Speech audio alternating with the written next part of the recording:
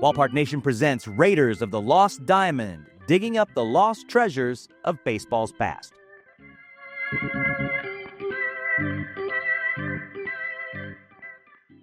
Welcome to Ballpark Nation. I'm your host, Sila Shadibeta, and on this week's Raiders of the Lost Diamond, Jim digs into the baseball story of El Paso, Texas. There you go. Now you're all nice and clean. Sorry, just cleaning our fertility idol. I keep this in the office. I don't want it anywhere near our bedroom. Hey everybody, Indiana Jim Christopher here, welcoming you to Raiders of the Lost Diamond, presented by Ballpark Nation. This is our look into the rich history of baseball. Now this episode, we're going to be following that really cool Indiana Jones dotted line map thing all the way to the West Texas town of El Paso as we look at one of the coolest areas when it comes to baseball history, an area that maybe you don't know about, but that's been playing baseball at an organized level for well over 100 years. We actually started to see organized baseball in El Paso in the 1890s, and this existed the way baseball existed in so many towns all over the country. A lot of work leagues, in this instance the copper industry, but a lot of times you would see companies play each other or groups of people that, you're out, you're working in the mines, you're doing whatever, and you need something to take your mind off things.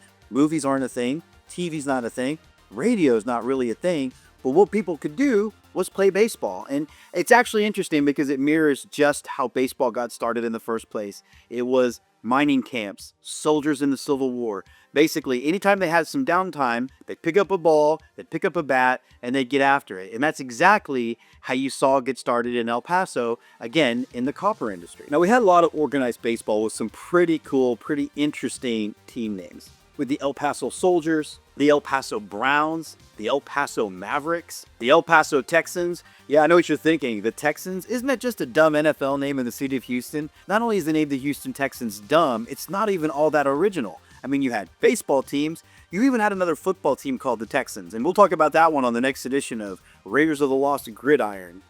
You had teams like the El Paso Dodgers because they were an affiliate of the Dodgers, the El Paso Sun Kings, and then the most famous iteration of baseball in El Paso, the El Paso Diablos, and then that carried right into the era of baseball we know today, But El Paso had some really cool baseball moments that weren't just in the professional ranks. In 1949, a team called the Bowie 49ers, which was in a segregated high school, won the Texas State Championship, which was a really big movement for desegregation in Texas. Again, for those of you who don't know, segregation meant that you had white high schools, and then you had high schools for people that were not white. And it was such a big deal for a high school made up of essentially Mexican-American students go out and win the state championship. It hadn't been done before, and it was a real start towards equality, especially in the game of baseball, which desegregated at the major league level in about 5 or 6 years. It was an interesting kind of first salvo in the war of desegregation, even though at the time it probably wasn't seen that way. One of the interesting things you had back in baseball's early days was barnstorming, and that was when you would see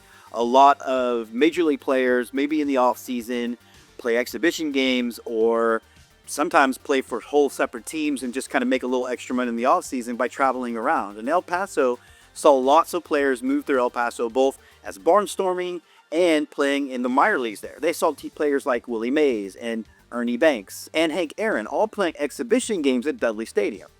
In the 80s and 90s, though, El Paso's baseball heart was really grabbed by that iteration of the El Paso Diablos. The Diablos are still such a part of the El Paso culture that the El Paso Chihuahuas make a point of always having Diablos gear in stock. It probably shouldn't surprise any of you to know that I am an owner of several items of the El Paso Diablos, including a pretty amazing jersey. But in 2014, baseball history changed again in El Paso when they became a AAA club, moving into the Southwest University Park ballpark that they play in today, one of my favorite ballparks on the planet, and became the team that you know, the El Paso Chihuahuas. Yes, the Chihuahuas absolutely embraced the future and moved forward, but they also recognized that baseball is a game with one foot in the future, one foot in the past, and the Chihuahuas do an amazing job of making sure that all eras of Chihuahuas baseball are relevant and respected. So thank you so much for watching Ballpark Nation. If you're enjoying what we're doing here on Ballpark Nation and Twitch It Off in Media, give us a like, a subscribe, make a comment, send it to your friends, text them, email them, carrier pigeon, whatever.